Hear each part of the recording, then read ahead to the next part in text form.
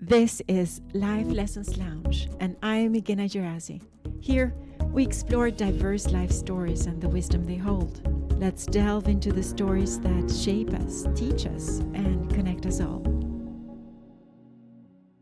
I'm so grateful to have had Lidija Krickovic as a guest today. She is a seasoned executive with over 20 years of experience leading high growth technology and SaaS companies. As a former CEO and COO, she has driven substantial revenue growth and market expansion through strategic leadership and innovative operational practices. Lidija excels in developing affiliate networks, leveraging AI technologies, and managing multinational teams within competitive sectors. Her expertise extends to orchestrating successful company acquisitions and enhancing profitability. Currently, Lidija focuses on mentoring emerging businesses, helping them scale operations effectively and implement robust performance strategies. We talk about what leadership is to her, what's important in leadership, the challenges throughout different industries from traditional to less conventional, like iGambling and adult. We talk about prejudices faced. We talk about her support system. We talk about how to build trust and empathy and how to build a really effective team and so much more. It's an episode full of nuggets of wisdom and fun as well. Hope you really enjoy it. Thank you for following. Thank you, my dear, for being here and for being our guest in the podcast. Absolutely lovely to be here with you as well. It is honestly such an honor to have such an experienced leader in the podcast because you have more than 20 years of experience as a CEO and a COO. So that's why I'm going to jump in immediately because I want to take all the juices and all the joy of leadership and the challenges as well. You just dive in. That's how you do it. Exactly. First, I also want to hear a little bit about your journey. How did you become a leader? So I think I was born one. I think every natural leader is born. That starts with like how you play with your siblings, how you interact in environment. But I would say I'm normally very introvert, very shy, and that's something that I have to overcome. So actually becoming leader, like I said, started in my early years in childhood. But if you ask me about professional career, that's something that naturally evolved. I recognize what is my strength, and that is actually leading and organizing. And I honestly embraced that and went down that path. So my professional journey started in PR, which is a very interesting choice of career. I might say it's something that I didn't so consciously chose as kind of stumbled upon. There was somebody who I would say was my mentor and my teacher and my everything. Somebody I learned a lot from, and I started working with him. I was there for 2.5 years. I learned a lot, not only about how to work, how to do things, but also how to interact with people, how to bring out the best of people. And I would say my career involved in a way that I started working in PR, in agencies, in house, started working more towards marketing.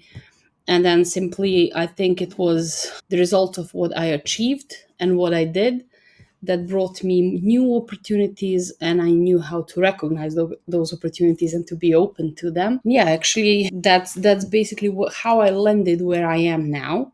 So to answer your question, how I became a leader, I think I was born one, but every day I'm trying to become a better leader.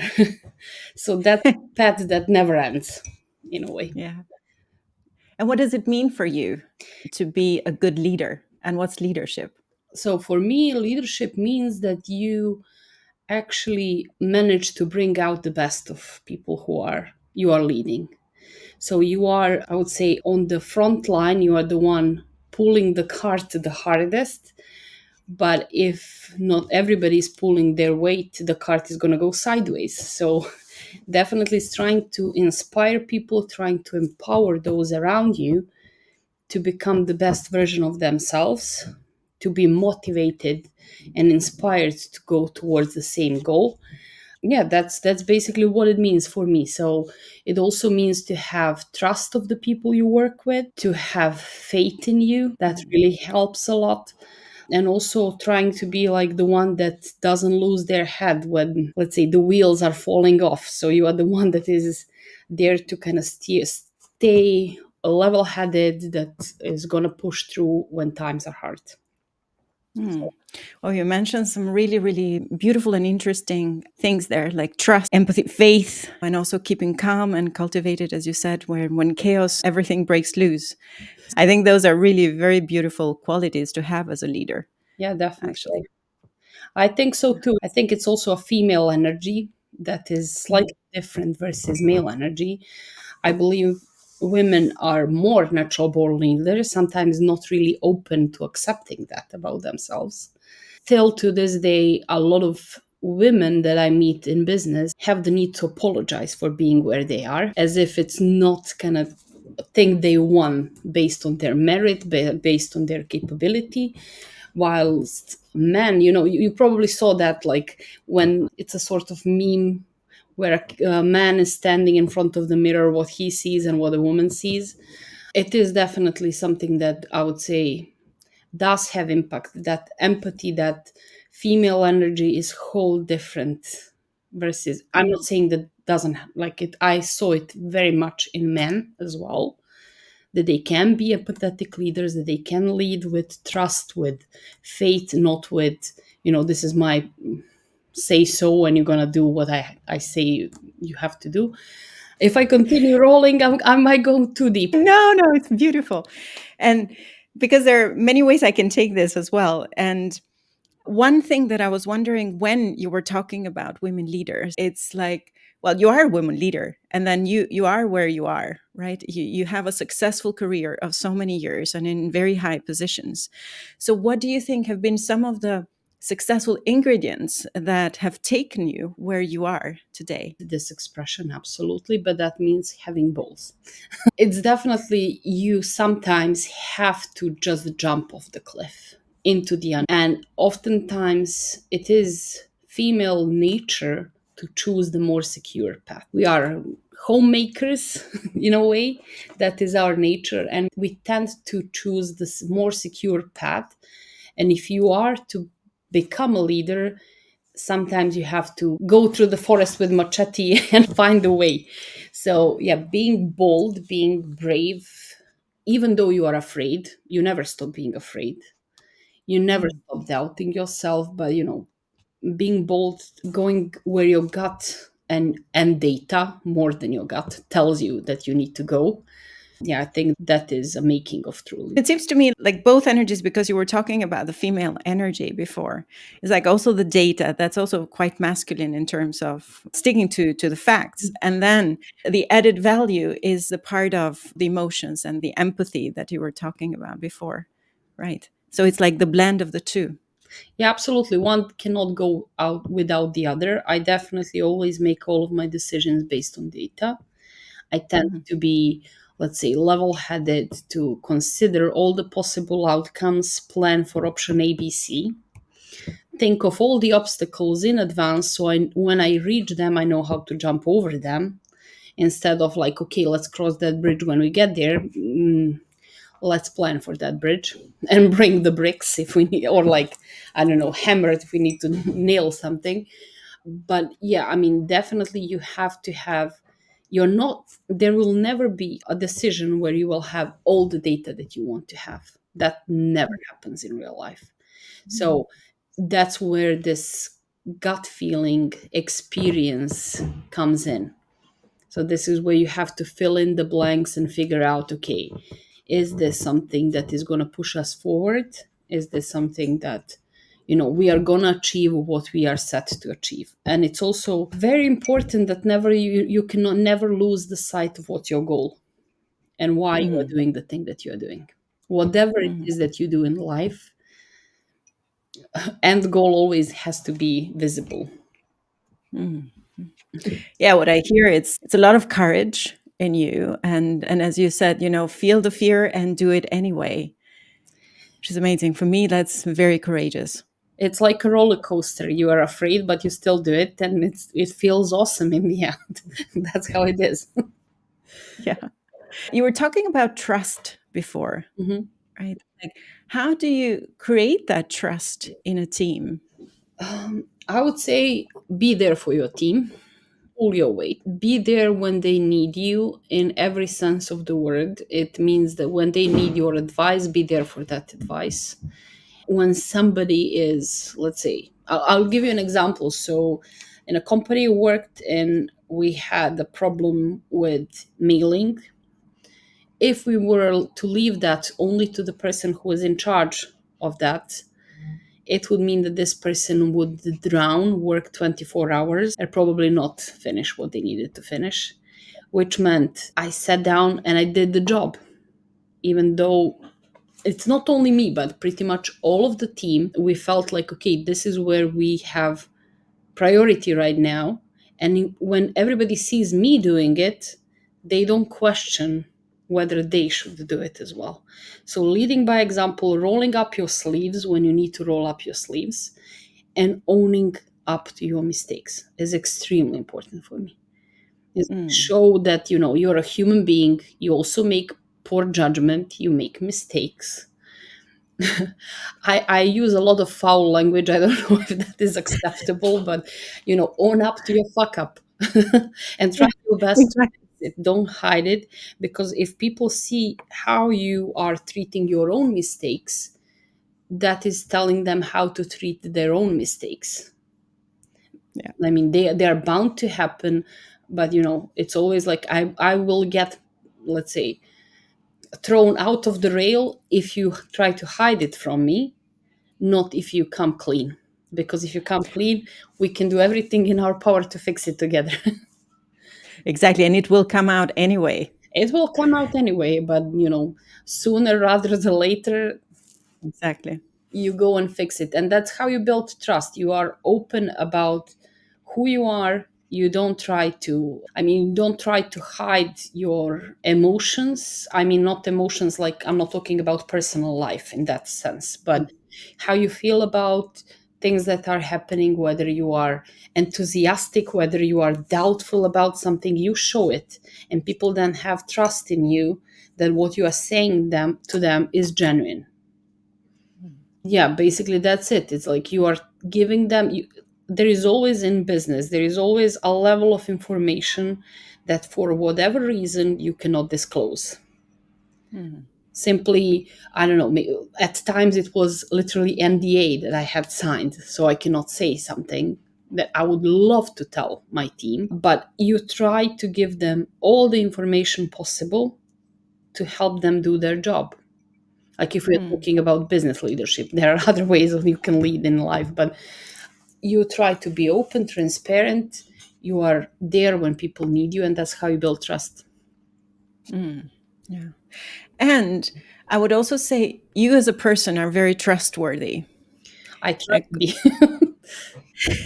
yeah, there is this transparency in you, and there is a level of the directness. Like, you're very direct, and you can feel the love and the kindness in that directness. I would say it's a Slavic thing. I had that a bit of, let's say, we are very direct people. We tell it how it is. No 10 layers of shiny foil to wrap it up. Sometimes it's hard for people who are used to, let's say, more American style of, like, niceties, niceties, niceties, essence, niceties. It's not always easy, but I think you accept each other and you find the middle ground. Mm. And yeah, is necessary. I think, like, if you are to build trust, if you are to lead someone, you have to be transparent. But I assume it might have been difficult at the beginning when they don't know you. But I think as soon as they know you, then it's easier, because then it's like you're an open book and you will tell it straight away. I've been in both sides. Let's say you can get into leadership either through, let's say, stepping in from inside the team or coming from outside. I've been in both positions. Both come with their own challenges. So, but definitely is like trying to be open with people, trying to be yourself all the time. Don't take yourself too seriously. It's super important. I would say one of the best advices I ever was given. It was my boss for 5 years. This woman was amazing. And when I was leaving, I'd ask her like, "What advice do you have to give me, like for leading the team, or like?" She's like, "Be human first. Beautiful. Be human first. Don't forget that when you leave the door of the office, your job title stays here." So, and that really shaped a lot of my relationships with people I reported to and people I managed. So you are your own person. When you stepped out of your office, you have to have your identity that is not tied to who you are professionally. And you also bring that identity at work as well, As right? well, I mean, and yeah, definitely it's like one other lesson that I learned, I would say too late sometimes, is that you cannot invest yourself emotionally in the office environment because you need to save yourself. You need to save yourself for family, for friends. You need to kind of keep your emotions in check. And, this is like something that you often hear, like it's just business, but it's Mm. so true. It is so Mm. true. It's like a lot of times, especially, I would say, women tend to paint colors to certain things, to interpret things, what somebody might meant with something, and it's usually very straightforward. It is usually like 99% of the times is like exactly how they told you it is. So We like to make stories. no, it's like people like to invent stories that think that there is like some great like office politics always happening. Usually it's like a lot of times it is as it is given to you. Like at least Mm. my experience, like there are always people that will try to play games and try to be, I don't know, influence other people by inventing stuff, but doesn't travel fast. It's very easy to spot such people, and they are very toxic to environment. And if you're trying to build a strong team, you are always trying to get rid of that toxicity sooner Mm. rather than later, even if that somebody is an amazing performer, like they are professionally achieving a lot. The dynamics of the team is more important than having one amazing performer. Yeah, absolutely. Yeah. That's what I usually, when I work with teams, it's the first thing. It's about just naming the toxicity that's there. Because if you don't deal with the toxicity, you can't do actually any other work. No, that toxicity is something that is like Monday morning feeling, like in your gut. Like Yeah. Do you want to go to work or not? that's it. It's like, if I mean, they will always, even if the happiest workplace on planet Earth, there will be days like that, and you're like, Jesus Christ, I don't want to work today. Please don't. This thing, can I postpone it somehow? Can I not do it? That always happens. But if you have somebody that, like, you think about that person and you think about, okay, I have meeting with them or I have interaction with them, and your whole day is colored gray, that's it. And your whole body is like in Your protection, in freeze mode. exactly, it's like you have the physical feel of like, Jesus, like, and if even if that somebody is reporting to you, that can happen. But imagine if having somebody who you report to and who has a lot of say in where you land. So not easy. I'm curious because you were talking before about it's just business and don't take the emotions. And on the other hand, there is also the empathy, right? Yeah. So where's the threshold between the two, you So think? there is a fine line, there is a balance, definitely. So when I say don't take emotions, another example. So you always have to think that you don't know the whole story of the other person you're talking to. So a lot of times people come with a lot of emotions into a situation in the workplace. It's usually because something happened to them that has nothing to do with the job that they do. So maybe they found out some bad news. Maybe, I don't know, they hit the car that morning coming to workplace, and they are usually in state of mind when they fire up easily. So when I say, like, try not to bring your emotions, I mean both ways. Like, don't try not to bring that to the office, but also try not to take that. So when you see it in the other person, don't and this isn't human nature. I think we automatically assume it is something to do with me. So they're probably upset with me. Like my boss comes in, like, I mean, there were days I would get annoyed because I was late to drop my kids to school. They did something, I come up, you can see it on my face that I'm upset. First person I meet, they immediately assume, oh, she's upset with me. Absolutely not. So that's something that, I learned that, but it took time, definitely. I made mistakes because of it, but it's something that, you try to take into account that, you need to check that at the door. That doesn't mean that you don't have empathy. I think it goes hand in hand. Of course you have empathy. That is exactly what this means. So having Yeah. empathy, and trying to think, okay, like we are here to do something together as a team. We are not a family. Like that's like horrible thing that we all heard way too much. We are not a family, we are a team. I would say like business is more like a sports team. That's the kind of environment I like to build. Beautiful, beautiful. So, what other lessons have you learned during your time as a leader? So I would say like how you choose whom to promote is a very important thing. So it always, I prefer promote from within whenever possible. It is always better. But it is also like what characteristics should you look into in someone you are looking to promote. And I've seen this mistake being made way too many times. It is promoting someone who does their job really well. And it's not that. It's actually, you need to find the person the team trusts the most, that leans on the most. That's the person who will rise up to be a leader. Even if they are not the most amazing performer, even if they are not like the most senior in the team, this is what is, I would say, a joint characteristic of like a true material for promotion. So it That's seems, beautiful.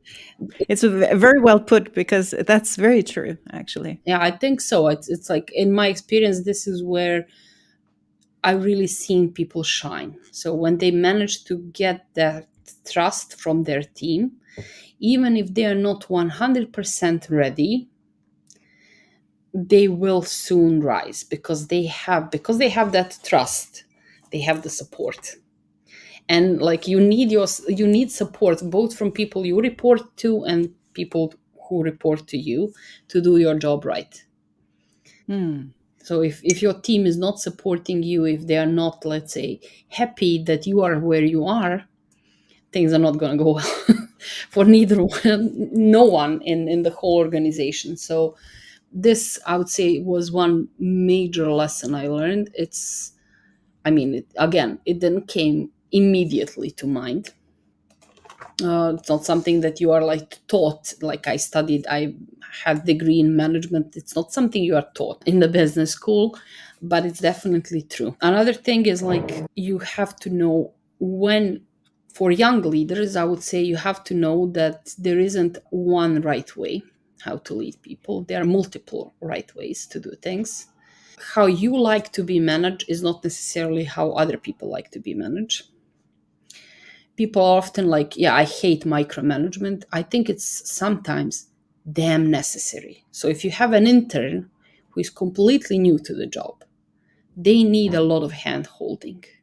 That doesn't mean like, you have to allow them a breathing space. They need to use their head. Yeah, and I have an interesting anecdote here to tell you, like how I did my driving lessons and like exam. So I was driving, and the guy was constantly talking. The instructor, he was constantly yapping. Now, like first gear, second gear, look right, look left, and I was like so annoyed because I couldn't hear my own thoughts. I could only hear him. And I was like, okay, what do I do with him? And I came to the lesson with a box of cookies, and I gave him the box of cookies to eat. And of course, he shut up and I could think for myself.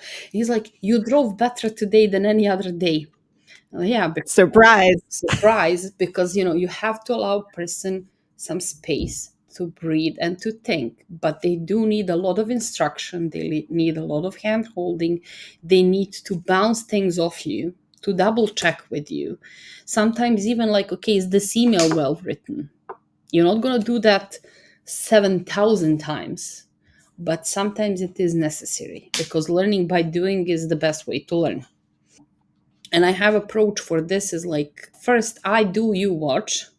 Second time we do it together. Third time you do, I watch, and then you are on your own. And if you need me, come come ask for support. But it's also like, we are different human beings. Somebody will knock on your door 10 times a day. Somebody will not ask you even if they desperately need you. So you have to check in on them. And trying to find the right approach for the person you're working with is like, there isn't one right way. So you have to adjust yourself as a leader to the person you are managing the same way they're adjusting to you. It's a two-way thing. Exactly. And I think it comes down to how well do you know your people? Yeah, I mean, one thing is like, you can always be surprised, both good Mm. ways and bad ways. That always happens. Unfortunately, I've been more, let's say, more than once surprised in a bad way, but I've been so many times surprised how much somebody can flourish when you give them the right push. So I mean, a lot of times, like, introvert people don't tend to seek opportunities, they have to be pushed into the fire. And they are usually like, they're going to be opposed, they're going to be afraid, but just take a leap. And I've seen so many people shine. I will mention one name because she's my favorite, Audrey.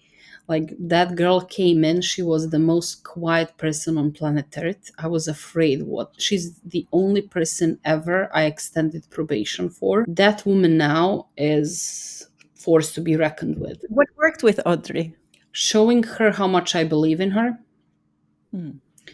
Actually, it's like pushing her to grab things that she thought she couldn't handle, and actually, like, having her back when she needed me, having her back, being there for her to kind of, yeah, I really don't know this, then I'll be like, okay, let's do it together. But I mean, she gained confidence seeing how much good results she's making. She gained confidence, she continued to progress, and she became like, she stepped into her, let's say, force in a way. Mm. And it's beautiful to see somebody flourish like that. I think it's also kudos to you because you saw the potential in her. She was shining bright. She was shining bright, but it's like, people who have bad experience from the past with poor leadership tend to close off, Mm. tend to do the, let's say, the bare minimum just to get by, 9 to 5, shut the laptop down. I mean, I'm never pro, and that's one very important thing. I'm never pro. When I'm on vacation, I'm on vacation. Don't try to Mm. reach me unless the house burns down. And true emergencies can happen in reality once or twice a year, when you're losing a lot of money and then you really need to be there. But you cannot, uh, your poor planning is not somebody else's problem. True. I always like, first I practice what I preach. I try to work 9 to 5. I try not to work overtime. I take my time for lunch. I take all of my vacation days. I think is essential. It's important. It makes me a better at what I do because I'm refreshed. My mind is in the right headspace. When I'm away, unless it's truly, I don't check my emails. I mean, I have sometimes, let's say, I tend to implement like flexibility as much as possible. So I would say I usually work in the morning till it's time to pick up my kids. Then I have lunch with them. And then, like, later in the evening, I do a little 1 hour, 2 hours. And it is basically like, sometimes I will email you, but it's like always a disclaimer, I'm emailing because it's convenient for me now, but you reply and you read when it's convenient for you. Mm. So it is, let's say, trying to practice what you preach, show it is essential. I mean, people need time to rest, people need time to step away from what they do. Otherwise, it's very easy to burn out. And there is only, I'd say, there is only as much as you can give it at your work if you don't have your full personal life as well. Mhm. Mhm. Beautiful. And I know one of your strengths as well is taking companies from, say, struggling companies to really thriving through this transition. So that's something that is sometimes coupled with some very tough decisions that you prefer not to make. But a lot of times you have to fix things that were set wrongly. I went through, let's say, multiple different scenarios in the past, companies that were scaling up, companies that were scaling down. It's not easy. And you can never satisfy everyone. No matter what you do, there will always be somebody who is not happy with your decision. Through this, I would say, like, you have to have in mind that you are in business of making money, and every business in this business of making money. You do try to do the best possible thing for the people in the business, but in the end, like, you have to be guided by the business outcome. And it doesn't come natural a lot of times, but it is absolutely necessary. I'll give you an example. So it is either like you have to cut unhealthy part of the business, meaning some people from that will also unfortunately part ways with the company, or your whole business is going to go downhill, which means Mm. a lot of people will go. So sometimes you have to make decisions like that. Yes. And you, as a CEO, you have the whole picture, right? Yeah. And there, as you said, there are some that, I mean, some things that you cannot disclaim to the others. Sometimes let's say you cannot disclose everything to everyone. You try to be as transparent as possible, like I mentioned, but there is a level of information that people need, all the information that impacts their job. So definitely give them all of that. Yeah. But when you are sitting where I used to sit, you see things.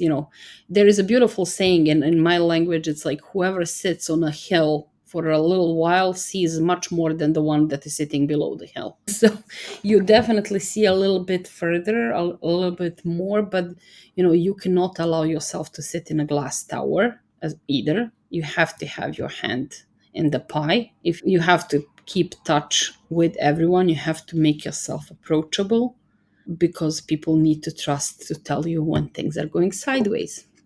And also Mm. be free to brag when something is going well. It's equally important.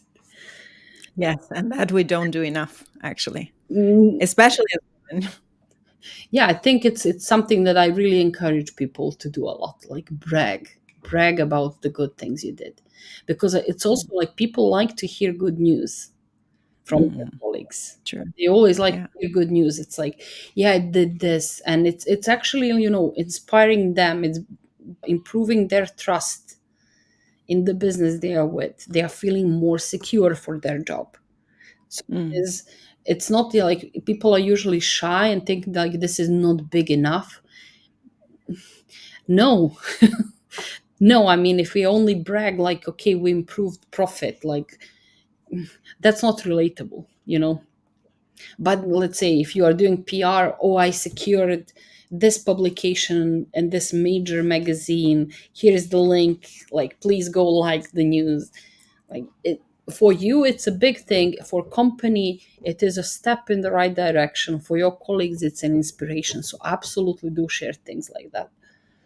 Mm. That's beautiful.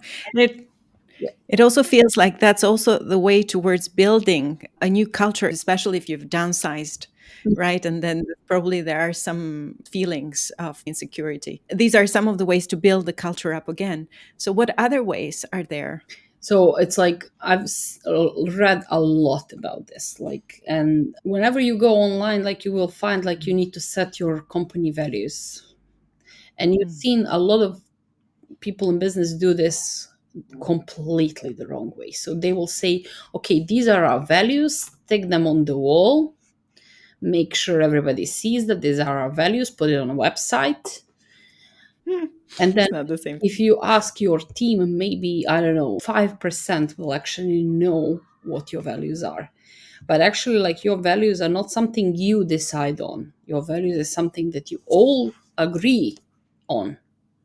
So it's like, okay, if you don't trust that this is a value, then it's like either we are doing something wrong or you are in the wrong team. So let's say, for example, one of the values in the past company I worked for was own it. So if we are all not around, that means like own your thing, be responsible, be brave to make decisions, own up for both your success and your failure. So it's something that, if your team is not feeling it, it will not reflect in how they operate. So it has to show through everything they do. It's more than just a value. It's like, okay, this is how we do things here. If we own it, that means like you are master of your destiny. You are empowered to take decisions within what's your field of work. You don't have to knock on your boss's door every time you're about to, I don't know, spend 1,000 euros, stuff like that. So, and also on the other hand, is like owning up when you, like I said, fuck up. Pardon my French. I like French. Good. So what you're saying is, yes, don't just flaunt it, but also embody it. Like embody all the values and live by them.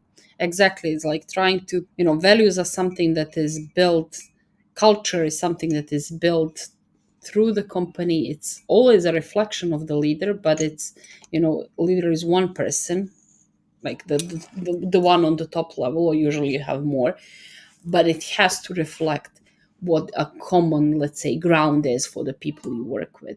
Otherwise, it's just writing on the wall. Nobody cares. You have to live it. And you also have to, like, if you are the leader, you have to live by those values. You cannot say, look, I'm transparent, and then let's say your company is about to go out of business and your employees don't know where you stand. So this is not something you can do. Like, you have to be transparent where you are. That's lovely. I want to ask about women leaders in terms of what would you like to say to them? So first of all, stop apologizing. Yes. Stop apologizing. And we do that a lot. I'm sorry to bother you. I'm like, you flip it around. Thank you for your time. Thank you for your patience. Thank you for your patience. We do that a lot. We don't grab opportunities. We think that there will be plenty of opportunities. Usually, unfortunately, it's not so. You pass on things one or twice, and you don't even get it, but you find yourself stuck and unable to move. But yeah, don't pass on opportunities. Be brave. And also, like, it's okay to bring your own feminine energy into leadership. It's okay. You just have to adjust. Like I said, it's not only about you, it's about the team that you lead. You have to adjust yourself to them as well. Which industry do you like to work most in? Oh, this is a fun one. I mean, I've been in traditional industries for 15 years before I stepped into something that is completely out of there, and it's very fun every time I mention. I worked in adult, I worked in gambling, iGaming, so called. So it is unconventional. It is, you can hear my child laughing in the other room. So it is unconventional. It is, I mean, I had situations where people ask me if I'm a model in that adult company. Absolutely not. And this industry, for me, I think it's the most fun to work in. Definitely. What's fun about it? What fun it is, like, you have a lot of limits in what you Mm. can and cannot do. You have a lot of limits in terms of what is legislation you have to, let's say, be compliant with. There is a lot of challenges in how you market your product. You cannot go advertise on Google or Instagram. You have to be very, let's say, creative, and that is pushing you towards unconventional solutions, which makes it fun because then you have to think more. You have to try new things. I mean, online payments were invented because people wanted to watch porn. So a lot of, Oh, really? I did. Mm. yeah, so that, I mean, this is true. Look it up. But it is definitely something that is making it interesting. And in the end, like, one thing that, like, I gambling is a different story, but adult is basically about making people happy Mm. one way or the other. And it's, when you make people happy, whatever that happy is for them, it's a good thing. I worked actually in dating, so it is from more traditional dating to adult dating. It is anywhere from let's find me my Christian wife to some very kinky stuff, but it is fulfilling. It is, I don't know, it is fun. Unconventional technical, I also enjoy technical challenge as well. I mean, creative in use of techniques. So, and there is a lot that the traditional business can learn from these unconventional industries. And it's completely like when I stepped into it, I was like, okay, how is this going to look like? I didn't know anything about it. I was afraid, like, this is going to be some, smoke and screen, unprofessional surrounding. This is like, my fear. But actually, it was the most professional surrounding I've ever been in, and Mm. very, very advanced in techniques they apply. Beautiful. It sounds like, yeah, you have gained a lot from working there. Yeah, I think so too. It's like it gave me some color, I think. Mm. Definitely some interesting color. It also poses a challenge of a kind. Like, for example, if you go into a family event, what do you do? Is like, it's always an interesting question. But yeah, I mean, apart from occasional giggles, it is very, very fulfilling industry. I Mm. mean, I also enjoy, like, this is one of my favorite, but I also enjoy software as service. Being somebody who is, let's say, equal part, my MBA is in management, but I also have degree in Java Mm. development. So this is like a blend of technical and software as service is also very close to my heart. So I mean, definitely, I mean, I'm a person that is adjustable. I think it's like bottom line, I worked in pharmaceutical industry, like I worked in aviation, cosmetics for 5 years, fashion, like very, very different things. But I mean, coffee, name it. But bottom line is like it's all like, unless you are the person producing, like technology expert or whatever, it is all the same. You are marketing a product or a service, and you have your customers. You have, like, pretty much it's all the same. Learn the rules of the industry and you obey those rules, and that's it. I don't know if I answered your question right, or I strayed Yeah, yeah, yeah. from it. No, I love it. Yeah. But yeah, Yeah. it's like my advice to younger people is like, don't be afraid to go into something unconventional. It's fun. Mm. It's fun. And it's also like, traditional industries can also be super fun. I mean, I worked for 5 years for Beiersdorf. It's a company that produces Nivea. So it's a product that's been around, I think, 110 years or so. It was also extremely interesting to do it. It's a very traditional product, but you have to find a way to make it fresh. So find the joy in what you do. That's my point. Yeah, that's what I'm noticing. You see the benefit, even though it's more conventional. Mm. You're finding the opportunity, well, first to grow, but also to have fun and embrace the challenges. You have to have fun in your job. If you don't, Yeah, like, you are there 40 hours of your, like, in ideal conditions, I mean, but in reality, 40 hours of your week you are there. If you're not having fun, you're leading a very sad life.